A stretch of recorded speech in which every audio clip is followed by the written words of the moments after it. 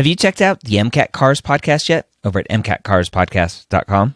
It will help you score higher in the car section and every section of the MCAT. Again, that's mcatcarspodcast.com. This is the OldPreMeds podcast, session number 153.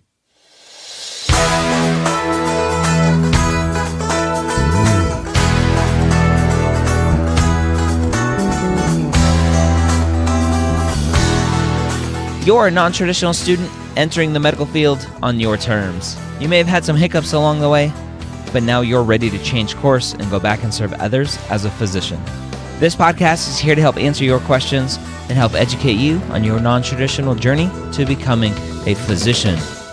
And welcome to the OldPreMeds podcast. My name is Dr. Ryan Gray, your host here every week, as well as the host of many other podcasts at the MedEd Media Network. That's MEDED Media.com. This week we have a question from a non-traditional international pre-med student.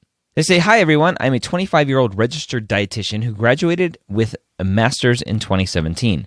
It didn't take long to realize the limitation of nutrition in providing comprehensive care to patients, so I have recently decided to apply to medical school. My biggest question right now is, would applying as an international student plus being a non-trad equal 0 chance of getting in? Should I even try?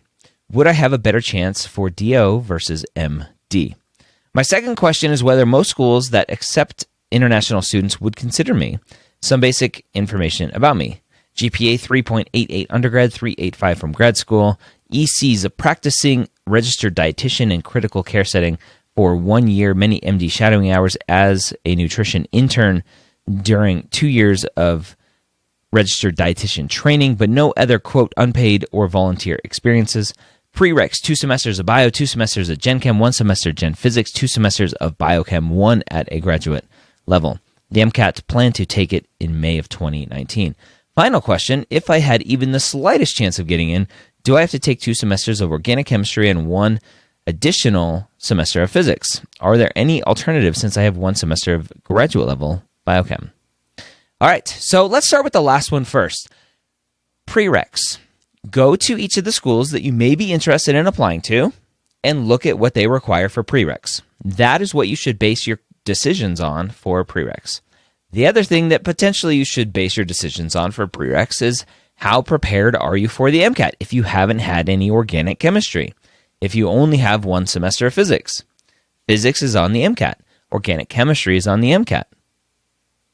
So you may be hurting yourself for some schools because you don't have the prereqs necessary for some schools, but you also may be hurting your chances of doing well on the MCAT without doing a lot of self-study of those subjects. So that's the answer for the prereqs. The last question is the first answer. The first question, right? How likely is it to get in as an international non-trad? Well, first of all, international non-trad, I don't think really hurts anything. Everybody thinks being a non-trad is this disservice, but it's really a great benefit to be a non-traditional student. To have that experience as a registered dietitian is great. The biggest issue is being an international student. Most medical schools will not consider international applicants. There are just too many issues when it comes to international students. Number one, who's paying for it? As an international student, you don't qualify for federal financial aid for the loans. You won't get loans from the government to pay the schools to give you the education so that you can get a job and pay back the loans. So who's paying for it? And so there are schools that accept international students that have a large endowment that will give you the loan directly from them. There are schools that don't have that, and they want to see that you have the finances, or that your family has the finances, somebody has the finances to pay for medical school out of pocket. Then you have to look at the other end. Are you going to have any visa issues to work? Once you are out of school and you're working as a resident, are you going to have visa issues? And there are a lot of residency programs that are hesitant to accept international students because they don't want to deal with any visa issues. If it's a small program with 4 or 5 residents and one person isn't there because they're stuck in their home country because of a visa issue, that's an issue, right? If 4 students, 25% of the workforce is gone if there's only 4 residents. And one resident is out of the country on visa issues. And so there are lots of these details that come into play when it comes to why international students are at a much bigger disadvantage to permanent residents or citizens of the U.S. when applying to schools. What are the options? Well, you could go to the Caribbean. You can go to any of these other international medical schools, get your degree, and then come back and do your residency over here. That's an easy possibility. As an international student, it's much more likely that you'll get into an international school as an international student. So there's that option. The other option is you wait. You wait until you get your green card, your permanent residency, or your citizenship. How long will that be? Will it be 6 months? Will it be 6 years? That's only for you to decide if you're willing to wait for a year or two maybe because you're dedicated to going to a U.S. medical school, or if you're okay going to the Caribbean, or you're okay going to Australia or Israel or wherever else there's a medical school that says they're for U.S. students. If you're okay going there, that's fine, as long as you understand that coming back to the States, it's harder to get a residency spot as an international medical graduate. So that's question number 1. Answer number 2. Question number 2, answer number 3, my second question, whether most schools accepting international students would consider me. 388 undergrad, 385 from grad school. I'm assuming undergrad is from a U.S. undergraduate institution. Those are great grades, right? MCAT, we don't know yet. But again, you need to make sure that you get your prereqs done for the MCAT potentially without needing to self-study all of those subjects. But the biggest thing for me is the student has worked as a registered dietitian for a year in a critical care setting. So that's great. How much clinical experience, and this is a question I don't know, how much clinical experience are you getting as a registered dietitian in a critical care setting? Are you reading notes and prescribing the dietary needs for the patient? Or actually, are you having discussions with the patients, interacting with them, or going on rounds with the team to do all of this stuff as well? If it's the latter, great. That's great clinical experience. If it's the former, where you're just kind of reading notes and doing your job outside of that interaction, then that kind of hurts because it's not really clinical experience. Sure, you're working in a clinical setting, but you're actually not interacting with the patients. So I don't know that question. I don't know the answer to that question. It depends on what you are actually doing as a registered dietitian in that critical care setting.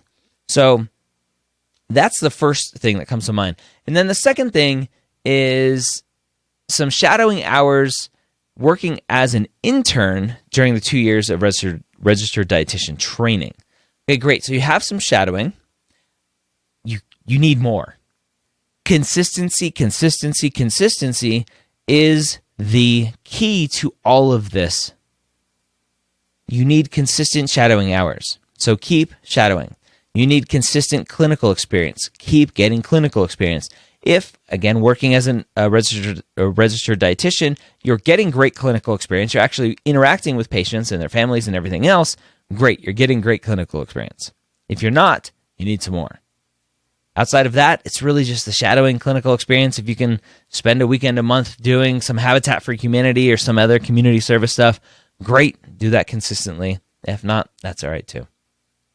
So the biggest issue here, the biggest hurdle of getting in is not being a non-traditional international student, it's just being an international student, period.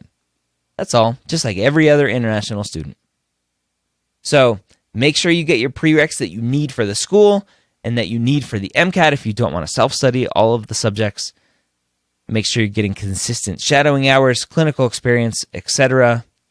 And then really ask yourself, are you okay to wait to get your green card, your permanent residency, or your citizenship? Or are you okay knowing the risks of going to an international school such as the Caribbean or Australia or Israel or wherever else there are these international medical schools that cater to U.S. students? So hopefully that was helpful for you, kind of breaking down what you should be thinking about as an international, non-traditional student. If you have a question that you want answered here on the podcast, go to medicalschoolhq.net/forms, register for an account if you don't already have one, and ask your questions. Hope you have a great week. Don't forget to check out the MCAT Cars podcast at mcatcarspodcast.com.